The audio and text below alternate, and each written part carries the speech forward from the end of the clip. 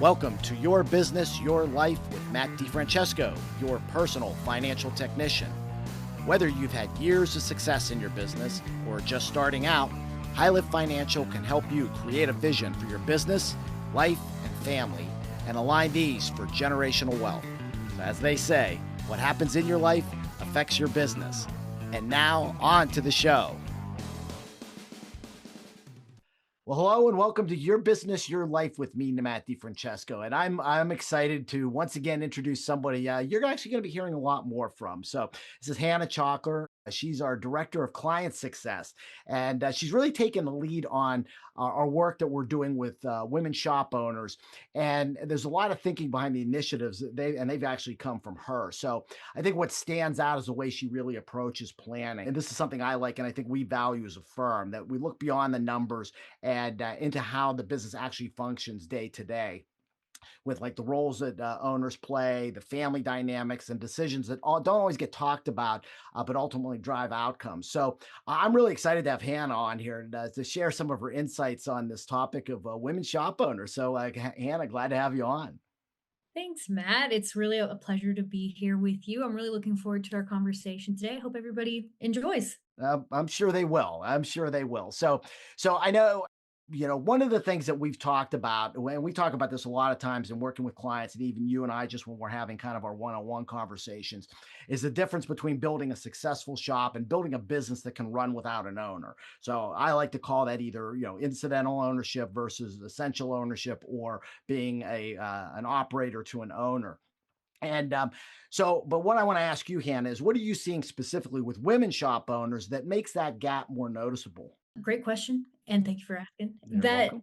I wanted to start with just the acknowledgement that the gap is pretty real, Yeah. right? We see it all the time with all kinds of shop owners, but with women owners particularly, it's fairly noticeable. It shows up really quickly, almost immediately when we start asking the right questions, right? The women that we work with in most cases are incredibly capable operators. They know Hmm. their numbers. They've built really strong teams. They care deeply about their people. They're working on building this family legacy, right? The fact that they're capable is not the issue. The Right. issue is the role that they've actually been playing, right? Hmm. For most women shop owners, the answer to what role do you play in the business isn't uh, I don't think we've ever come across a short answer Yeah. when we ask that question, right? It's not very clean because she isn't just the owner, she's the culture carrier. She's the person that employees go to and trust when Hmm. things go wrong in their personal lives and with the shop as well. She's the person that customers ask for by name. She knows how everything works. She knows why decisions were made the way that they were. On top of that, she's also often carrying very significant responsibilities outside of the business as well. She carries Right. that weight in and outside of the business. So when we start talking about building a business that can run without her, it's not just an operational conversation because she is really sewn into the fabric of the operation as a whole, not just from that operational perspective, but Right. the very fabric of the what the shop is, the role that it plays in the company, and what it is to each employee and every customer that it serves, right? Yeah. Because it becomes such a personal conversation for each shop owner that we work with, and especially the women shop owners, because Mhm. once we ask, can the business run effectively without you? Can it retain its value without you? The next question in her mind is, so who does that person become if it's not me? Can Right. somebody take on that role if I'm not the one that's doing it? Right? This it's where a lot of these plans and engagements that we have begin to stall because they've never really addressed the elephant in the room. They know that it's an issue because they can't take long vacations, for example, right? Right. They can't be gone for too long. Yeah. They also, although they may trust employees and may have a good leadership team and good operational team, they can't stay away for very long because all of those issues will start to rear their ugly heads. So she Right. knows that it's an issue, but hasn't really been able to have the conversation with herself and with somebody else to say, okay, I need help to make sure that this business can run without me. Right. I mean, it sounds a little bit like they know internally that there's a problem, but don't always know how to solve it. And Right. I think in a lot of ways, I don't want this to sound sexist, but men and women are different. And I Yeah. think, I think women are very effective shop owners, but they carry a lot more on them because again, I think they're more inclined to nurture. Okay. So Right. they care about their employees. They want to develop good culture, but then they're also being pulled in the family direction. And again, they're looking for solutions.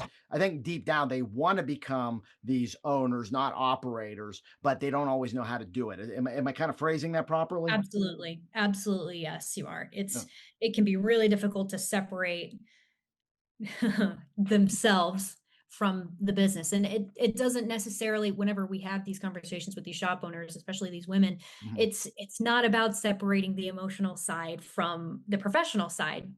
The combination of them is what has made them very effective to begin with. It's what made them successful. It's what makes them the culture carrier. It's what makes every customer want to work with them directly, and their Yeah. employees love working for them. Right? It's a real strength. We just have to work it properly. Right, right. Now you came up with a concept that just really fascinated me, and it's one of the things. It's this idea of the invisible work. Right. And I really want you to explain what that looks like in a shop and why it becomes such a challenge when it's time to try to start stepping back. It is a really interesting concept. I've got to say, I didn't invent this new term, right? It's just something new that we talk about with our shop owners Mhm. because every woman does invisible work, and any woman that's listening to this will understand what we're talking about here. This category of work that doesn't show up in a role description. It's the things that kind of get overlooked, but you would definitely miss them if they weren't being done. So Mhm. managing team dynamics, for example, right? Making sure that everybody's okay, not only emotionally, but that they're well equipped to do the job that they're supposed to do. You're going deeper than the role of a manager, right? You're Mhm. keeping these key employees engaged. You're making sure, and that goes beyond financially, right? It's not just about them getting a paycheck. You're making sure that they're engaged, that they want to come to work every day, that the culture, that the environment that they work in is a good one, that Yeah. everybody's living up to the core values that you've worked so hard to instill in the business. You're handling all of that. And then you're also handling difficult customer conversations or situations before they escalate. You might jump in when you see a heated conversation between one of the techs and one of the customers that you might have, right? Because you want to make sure that we're maintaining some peace and harmony in the shop. Right. Yeah. So you're acting as the emotional center of the organization. But one of the things that Matt and I work on very frequently is making sure that the financial value of the business is maintained. But all of this invisible work is really difficult to tie to an actual monetary value Right. because it's not defined, but it impacts the value of the shop as a whole, right? Right. When this work is invisible, it's really difficult to transfer because who are you going to delegate that responsibility to? Right. Are you, Jenny may be Right. a really hardworking employee. She gets it. She knows the core values, but at the end of the day, it's not her shop. It's your shop. And you, right, women owner, women business owner, women shop owner, have a really strong tie to the shop that you've built. You will always care more deeply about each of these issues than all of your employees will. Right. Right. And them becoming owners themselves one day is always a part of the conversation, but not for this particular conversation. That's right. So, Right. so we'll just leave it as the invisible work right now. So just imagine that you're going to try and, let's say, take a 2-week vacation. Mhm. You want to make sure that the shop maintains its environment, its culture, that everybody lives up to the core values that you've instilled. You want there to be peace and harmony amongst all of your employees, and you want it to be a place that your customers can come to and feel like they've gotten a good service, that they've been served very well, and all of those things. So how are you going to do that? Yeah. Who are you going to assign the role of the emotional center of the organization? It's really difficult to do. Exactly. Exactly. So let me ask you this: how do we get them from not just understanding this concept to implementing it? what kind of process do we help guide them and lead them through to get there? That is such a good question. The answer is it's different for everybody, but Yeah, first and foremost, we start with clarity. yeah, It's not about developing a strategy first and yeah, foremost. It's about understanding where this particular shop owner needs to end up and why they want to end up there. correct. You're exactly right, and we talk about this all the time. The picture of the box of the puzzle. Right. You know, and Right. you've heard me say this analogy many, many, many times. We know how to put the pieces of the puzzle together, but unless we have a picture on the box, Right. it's really difficult to put that. And I think just helping them to find that vision and what they truly want out of life and what's truly important to them. And that kind of leads me into something, and we've dealt with this, and probably more especially with women shop owners, is family diversity and those type of things, because my experience has been, and I think you've kind of sat in on these meetings too, where men, it's kind of like that's not that big of a deal. But women like really understand how that works. And so seeing these conversations and helping guide them through this, the most, most shop owners, especially men, kind of overlook and don't really minimize, and then comes back to bite them in the butt later on. Right. That's a really good question. And we see it all the time. And I've even encountered this issue myself. My father owns a small business, and the questions of succession or role expectations, if we're not even talking about exit planning or succession planning, but specifically role expectations for family members, the expectation that the child, the niece, the nephew, the family member in one way or another might Right. have varies drastically from what's understood by the owner because they've never had that conversation out loud. So they have a really clear expectation in their mind of what they want to have happen. Let's bring in exit planning and succession planning. They've got a really maybe clear idea of when they want to get out or when they want their daughter or son to start participating in the business on a day to day basis. They've got a general idea of what they want to do, but it's never been explicitly said. Correct. That's Okay. right. So, where does the son or daughter, cousin, niece, nephew, brother, whoever it is, where can they expect to go if they've never had a direct conversation with the business owner about Hmm. that? This is something that women shop owners in particular are a little bit better at than men Right. because they do tend to consider all of the folks that are involved, and they'll tend to consider they're a little bit more forward thinking than men Mhm. time wise. So pats on the back to you ladies Yes. for thinking it a little bit Yeah. more thoroughly, but uh, it's still vitally important for the life of the shop and for the relationships that may potentially be at stake for you to have a legitimate conversation with everybody that may be potentially involved. Or One of affected, the or affected. Yeah, exactly, or affected because everybody will be in one way or another. It's incredible. One of the things, Matt, that you talk about quite frequently is the concept of what's fair versus what's equal. Right. And for non-active family members versus active family members, Yes. and for employees that have been involved for a long time but haven't necessarily contributed as much as those that have been much more involved, maybe over a shorter period of time or an even longer period of time, those expectations need to be fully stated. And of course, we'll focus more on the family dynamics here, but the expectations need to be very clearly stated. And it's very helpful to have some sort of a mediator in these conversations. Correct. The emotions can be very,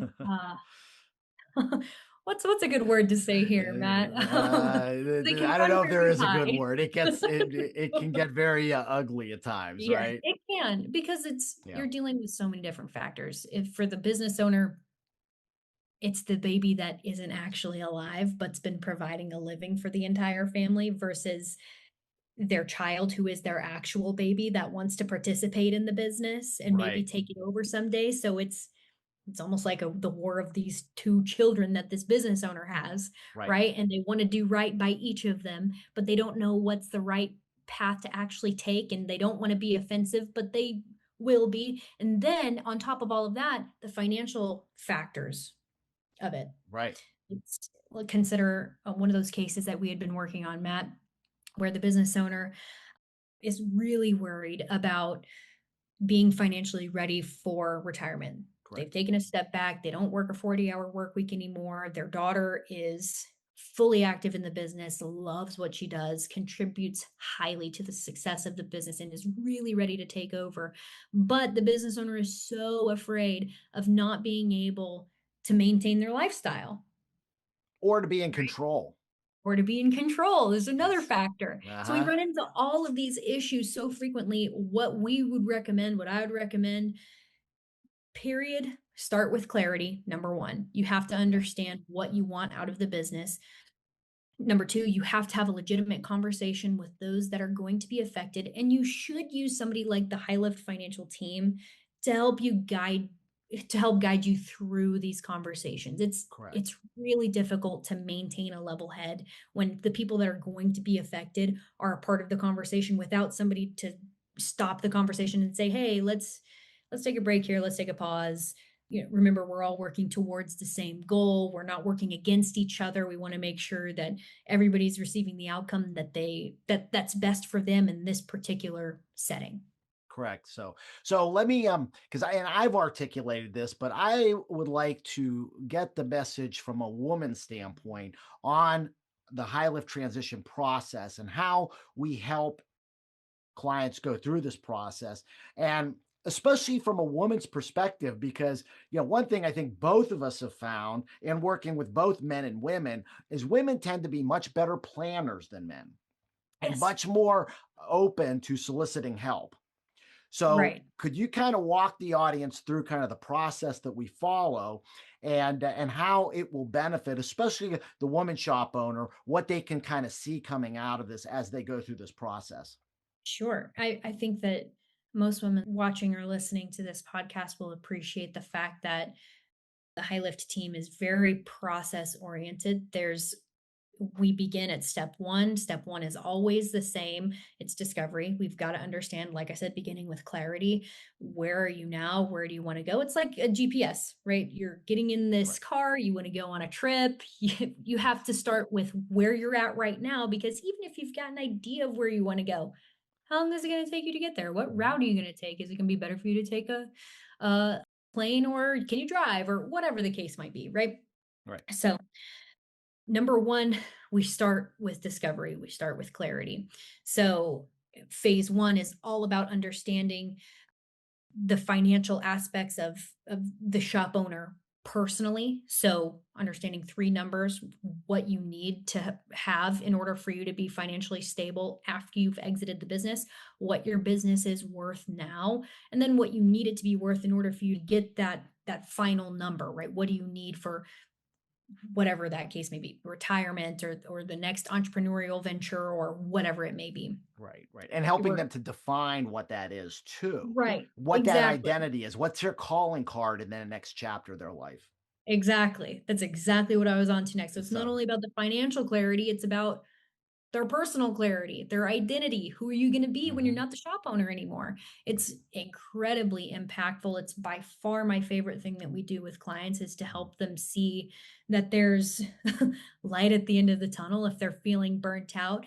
And even more exciting, there's something that's waiting for them on the other side of this transaction. So it is so incredibly impactful. I love that part of the high lift method, Mm. and it's just so much fun. So in addition to that, we also will cover the operational aspects of the business. So what seats need to be filled. We talked about invisible work earlier. Correct. How can we start training up the employees, the key employees, or on a higher level, are we developing core values that need to be instilled? Does the business have an identity when it comes to sales and marketing? Do we have a good idea of the methods that we're using to Mhm. engage new customers? All of these things that we'll talk about during phase one, so that as we start building the strategy for how to help you get to that next phase, we know exactly how to do that most effectively with the pieces that you're already playing with, including other advisors that you might be working with as Correct. well. Correct. Right? They're incredibly important, right? We're not at all interested in making all of our clients or people that we engage with cut off engagements with Mhm. other advisors that they've been working with. That's not at all the goal. The goal is to work as a team because it's exit planning, succession planning, owner-based planning it's a team sport, period.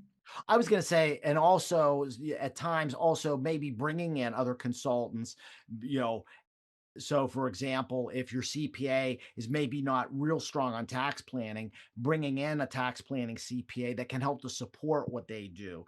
And Right. again, we're not looking to fire anybody. We're looking to get No, the client the outcome that they want and that they desire in the long run. So, by developing exactly. this vision, now it's how do we help you to get there too. Right, exactly. Yeah, So, to cover phase 1, all about discovery. It's all about preparing the vision, understanding the business, and making sure that we're all on the same page before we get into phase 2. Phase 2 looks different for every single business owner. right. Every business is different, every owner is different, every roadmap, their personal financial roadmap, and then the roadmap for the eventual transition is always going to look different. The method might be the same, but it looks different because people are all involved. Don't we That's right. love it? Yes, exactly, exactly. When you're dealing with human Yeah, beings, yeah. there's a lot of dynamics that are happening there, and I think that's something that gets missed by many advisors just in general. We tend to Oh, get yeah. very myopic and, kind of looking just in our lane. And I think one of the things that we do is really try to be kind of that conductor of the orchestra or the quarterback and looking at all aspects of this and looking at family dynamics. I mean, Right. you and I have been in many situations where, family dynamics are a big driver. And Oh, sometimes, absolutely. parents pitting kids against kids. That's been, a real eye opener, I think, for you out there.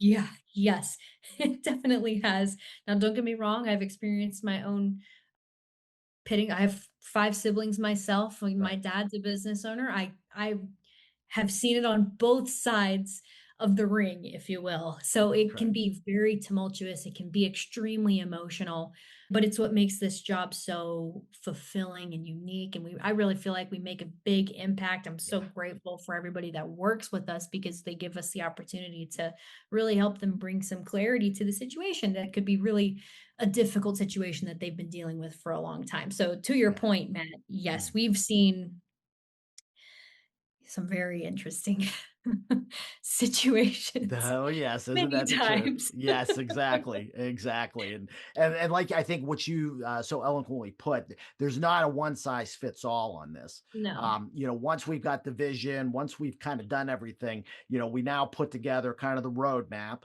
but Right. everybody's roadmap's gonna be a little different and how we're Right. going to accomplish that, and even as we're Right. going through that roadmap, there's detours that happen all Oh, over the sure. place, you know? Sure. I mean, I'll give you a good example, and you know this very well, Matt.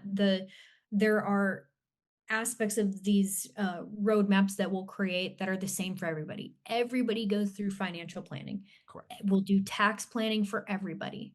We will do estate planning for everybody and work with the attorneys that you may already have in place to make sure that business continuity has been thought of, that everybody knows what to do if something terrible, God forbid, goes wrong, right? So we'll do all of those things for everybody individually, but everybody has very specific needs. So, Right. I mean, I don't want to talk about insurance, but just saying that word to me brings up so many different situations that we've dealt with all these different clients that have really different needs, from key employees to uh, their liability or whatever the case might be, right? It's so different, and that's one singular aspect. So, I mean, to encourage anybody that's listening, if you're listening and you've gotten all the way through this podcast, They have, believe me. it's it is awesome that you're really interested in this and you've taken the first step. I think you're having that internal conversation with yourself. So, congratulations that you've taken that first step. But, secondly, it is never too early to start planning. It's never too early to start thinking about, what you're going to do in the 5, 10, 15, even 20 years in the future when you want to sell your shop, when you want to transition your shop, or let's think about it right now. It's never too early to start thinking about, oh man, what if something happened to me tomorrow and I couldn't make it in? Yeah. Who would take over? What would my family do? how would they have income? Is there a source of income? And I don't want to sound like I'm, uh, ringing the emergency bell here and being like, "Oh my god, you gotta talk about this immediately," but I kind of do because it's incredibly important, Yeah, and you I should was gonna not start leave to the reprimand conversation. you. I was gonna start to reprimand you. This is very important. It Yes. is No, we are gonna incredibly smack you upside important. the head to get you to realize that this is important, right? It's a huge thing Yeah. that every single business owner should do as quickly as possible, and your family should be a part of the conversation. And Yes. if you need help with that, we are more than happy to help you. Exactly. That's what we're here for. It's a lot of times I think we're quarterbacking, but we're also somewhat hand holding and kind of Oh, walking you through the absolutely. process. And I think, Right. especially, and I see from the woman's standpoint, I think there's something that's comforting in that. That's not a reflection on that, oh, women are weak or anything. No, I think actually they're stronger. And as a result of being stronger, they're much more willing to go out and say, hey, I'm willing to say, I don't know what I don't know. Right, exactly. I think that there's, of course, women are very proud, especially women entrepreneurs, women shop owners are very proud of the work that they've done and that you've kind of muscled up and you've put in the hard work and you've built this really awesome thing. But there is something very also awesome about the women shop owners, the women business owners that can say, yes, but I have absolutely no idea what I'm doing about this particular thing. I really need some help. I need some advice. And it's great to work with women and people in general that are open to saying, I need some help here. And we personally, the High Lift team loves that hand holding aspect. We will definitely and love to walk through this process with you because it's not easy. Yeah. It's really hard to be vulnerable. It's hard to have these conversations. It's hard to look at the reality of the situation and say, "Oh my gosh, none of my kids know what I wanna do with this thing, and each of them are gonna start going their own separate ways if I don't have a conversation with them soon." Right. So we're more than happy and applaud every single business owner and women shop owners particularly that want their hand held to say, "Hey, let's work through this. Let's get through this roadmap." Exactly. Personally, I actually love working with women because they're very coachable. Oh, But I yeah. think sometimes, and this is why I'm so glad to have Hannah as part of the team because she can provide that women's perspective too. Because sometimes talking to a man about these things, we're lunkheads and we're like, it's not sinking in, it's not sinking in. And it's Yeah. amazed me work when having Hannah there, just the insights that she has, just kind of into the woman's perspective on these things that helps to wake me up. And so I think as a team, we really can provide great guidance for those women shop owners. Right. I think the magic is in the process that we've created. Right. We've worked with so many shop owners to, build their roadmaps and we're working through it and we've seen a lot of successful transitions, but the second part of the magic is the team that we've got here. So it is really a pleasure working with you, Matt. Amen. Amen. And same here. So we're almost on time, Hannah. I told you we're going to try to keep this, but I want to just give you a minute or two, just any final thoughts that you might have or any message that you want to send out there, especially to any women shop owners that are listening to this. Yeah, absolutely. I kind of said it a moment ago, and I'll repeat a little bit of what I said then. To any women shop owners that might be listening, I want to give you a word of encouragement. Like I said, if you've made it through to the end of this podcast, you very clearly care about what's going to happen with the business, the legacy that you're building, what's going to happen to the children that may be and may not be involved in the business, and all of the employees that you have, the role that you've played in the community. It is incredibly important. And I urge you to reach out to somebody like the High Lift team to help you understand that aspect of clarity. Where are you now? Where do you want to go? What does your timeline look like? And are there some things that we can help you start building the value of your business now so that when you're ready in the coming 5, 10, 15, 20 years down the road that you want to, start making some moves and maybe sell the business, transition the business, give the business away. We don't recommend that, but Well, regardless of gifting, you could utilize gifting strategies you could to utilize daughters or very or to cool. children. Yes. If you wanna nerd out, you can also reach out to us about that too. We Right. love talking about gifting strategies and charitable giving. It's Right. fantastic.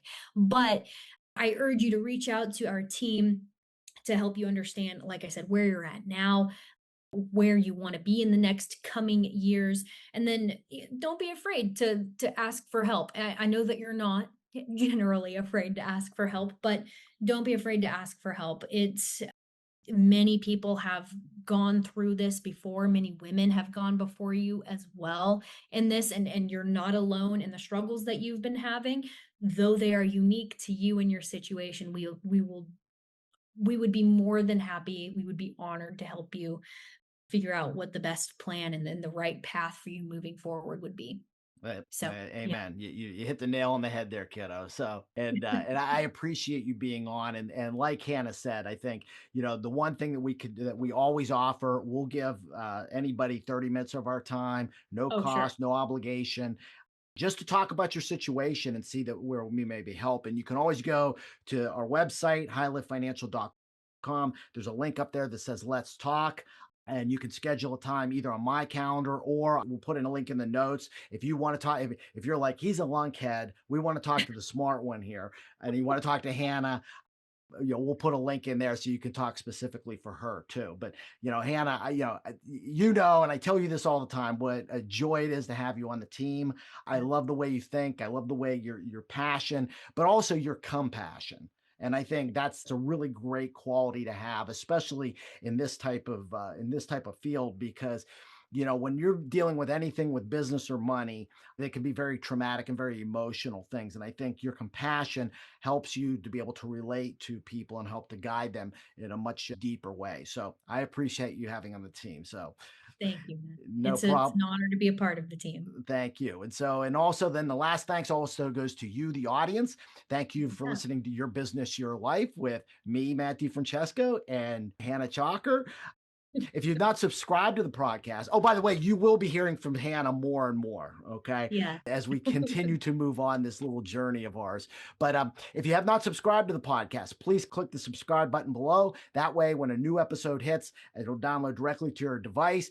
Also, if you like what you're hearing, whether you're listening to this on iTunes, Spotify, YouTube, whatever it is, if you like what you're hearing, please give us a 5-star review. That way, we can get this information that we're trying to get out to more and more people, and to great guests, the great guests that we've had, like Hannah and all the many others. So again, Hannah, thank you so much. Thank you, the audience. So take care and God bless, and let's make it a great day. Hey, I really want to thank you for listening to the Your Business, Your Life podcast. If you want to be notified when new episodes become available, click the subscribe button below. All information is obtained from sources deemed reliable but not guaranteed. No tax or legal advice is given nor intended. Content provided herein or on our website should not be construed as an offer for investment advice or for securities, insurance, or other investment products. Investments involve the risk of loss and are not guaranteed. Consult a qualified legal, tax, accounting, or financial professional before implementing any investments or strategy discussed here. High Lift Financial is a DBA for DiFrancesco Financial Concierge, LLC. Investment advisory services are provided through Cornerstone Planning Group, LLC, an independent advisory firm registered with the Securities and Exchange Commission.